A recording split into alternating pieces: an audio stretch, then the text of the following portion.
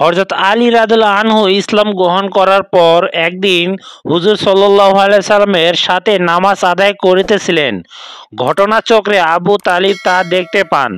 তিনি ভাতিজা ও পুত্রকে এরূপ করতে দেখে কিছুক্ষণ নীরবে দাঁড়িয়ে অপেক্ষা করলেন এবং নামাজ শেষে পুত্র আলীকে জিজ্ঞেস করলেন, হে আলী, তোমাদের ধর্ম কি রূপ ধর্ম?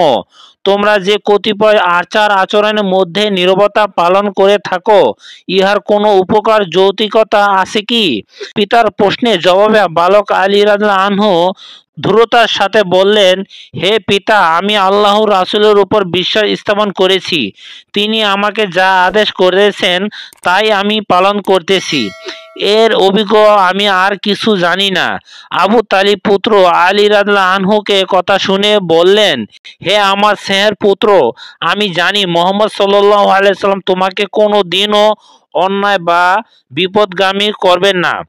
এরপর আবু তালিব সেই স্থান ত্যাগ করে চলে গেলে এবং পুত্রের জবাবে ভীষণ চিন্তাভুক্ত হন। হযরত আলী রাদিয়াল্লাহু আনহু অল্প বয়সে থাকা সত্ত্বেও তিনি ইসলামের জন্য নিবেদিত প্রাণ ছিলেন।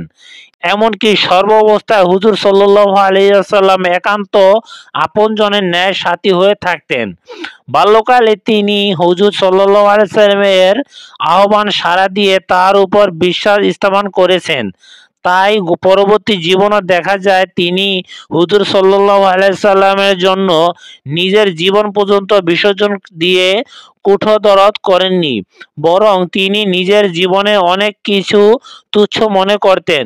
হুজুর সাল্লাল্লাহু আলাইহি সাল্লাম মক্কাবাসীদের নিকট ইসলামের বাণী প্রচারের কারণে কুরাইশরা মারমুখী হয়ে উঠল, যার পরিণতিতে মুসলমানদের উপর নেমে আসলো অত্যাচারের সিস্টেম রুলার। এমনকি মক্কাবাসীরা হুজুর সাল্লাল্লাহু আলাইহি সাল্লামকে পানে মারার ষড়যন্ত্র করে বসলো। তাই তারা রাতের অন্ধকারে হুজুর সাল্লাল্লাহু আলাইহি সাল্লামকে হত্যা করার বিষয় স্থির করলো। বহাবাল্য মক্কাবাসীদের অত্যাচারে অতিষ্ঠ হয়ে অনেক আগ থেকেই মুসলমানগণ আরববাসীদের সিয়ানাতে হিজরত করতে লাগলেন। পরবর্তী সময়ে মদিনাবাসীগণ মুসলমানদেরকে মদিনায় আসার আমন্ত্রণ জানালেন। মুসলমানগণ ক্রমে মদিনাতে হিজরত করতে শুরু করলেন। কুরাইশদের গোপন ষড়যন্ত্রের কথা মহান আল্লাহ তাআলা হুজুর সাল্লাল্লাহু আলাইহি সাল্লামকে ওহী মাগফিরাতে জানিয়ে দেন এবং তাকে মদিনা অভিমুখে হিজরত করার আদেশ করলেন। আল্লাহর নির্দেশ পেয়ে হুজুর সাল্লাল্লাহু আলাইহি সাল্লাম মদিনা যাওয়ার সকল প্রকার প্রস্তুতি গ্রহণ করলেন এবং হযরত আলী রাদিয়াল্লাহু আনহুকে বললেন, আজ রাতে তুমি আমার বিছানায় আমার চাদর এবং মুড়ি দিয়ে শুয়ে থাকবে। হযরত আলী রাদিয়াল্লাহু আনহু এর সংবাদ শুনে বিন্দুমাত্র বিচলিত হয়নি, কারণ তার নিকট নিজের জীবনের চেয়ে হুজুর সাল্লাল্লাহু আলাইহি সাল্লাম প্রাণের মূল্য অনেক বেশি ছিল। তাই যাবতীয় আমানত সমূহ তাকে হাত দিয়ে বললেন, আগামী দিন সকালে তুমি এগুলো যথাযথভাবে মালিকদের নিকট পৌঁছে দেবে। হুজুর সাল্লাল্লাহু আলাইহি সাল্লাম নির্দিষ্ট সময়ে অতি গোপনীয়ভাবে গৃহ ত্যাগ করে মদিনার উদ্দেশ্যে যাত্রা করলেন। এদিকে হযরত আলী রাদিয়াল্লাহু আনহু হুজুর সাল্লাল্লাহু আলাইহি সাল্লাম অনুযায়ী তার বিছানায় চাদর মুড়ি দিয়ে নির্ভয়ে শুয়ে পড়লেন। অপরদিকে কুরাইশরা তাদের পরিকল্পনা অনুযায়ী সারা রাত পাহারা দিতে থাকলো যে রজনী প্রভাবে হযরত মুহাম্মদ সাল্লাল্লাহু আলাইহি ওয়াসাল্লাম যখন ঘর থেকে বের হবেন তখন তারা সম্মিলিতভাবে তাকে হত্যা করে ফেলবে। কিন্তু ভোরবেলা হুজুর সাল্লাল্লাহু আলাইহি ওয়াসাল্লামকে ঘর থেকে বের হয়ে আসতে না দেখে তারা ঘরে ঢুকে দেখতে পেল যে মুহাম্মদ সাল্লাল্লাহু আলাইহি ওয়াসাল্লামের বিছানায় সিংহ পুরুষ আলী রাদিয়াল্লাহু আনহু নির্ভয়ে ঘুমিয়ে আছে। মুহাম্মাদের বিছানা আলী রাদিয়াল্লাহু আনহুকে এভাবে শুয়ে থাকতে দেখে তারা বিস্ময়ে হতবাক হয়ে পড়ল। তারা কিছুই স্থির করতে পারলে না যে কি হয়ে গেল।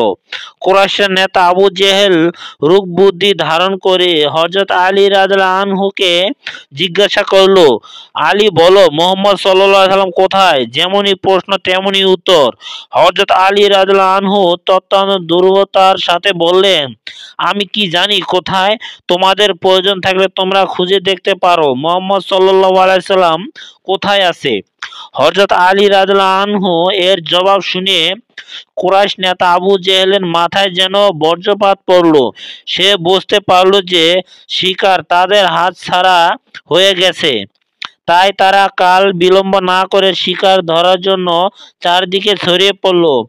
অতঃপর হযরত আলী রাদিয়াল্লাহু আনহু হযরত হুজুর পাক সাল্লাল্লাহু আলাইহি সাল্লাম পূর্ব নির্দেশ অনুযায়ী তার নিকট পদ আমানত সমূহ সম্বল মালিকদের নিকট পৌঁছে দিয়ে ইতিহাসে এক দৃষ্টান্ত স্থাপন করেছেন। এরপর তিনি একমাত্র 3 দিন মক্কাতে অবস্থান করেন। চতুর্থ দিনেও তিনি গোপনে মক্কা ত্যাগ করতে মদিনার উদ্দেশ্যে যাত্রা করলেন।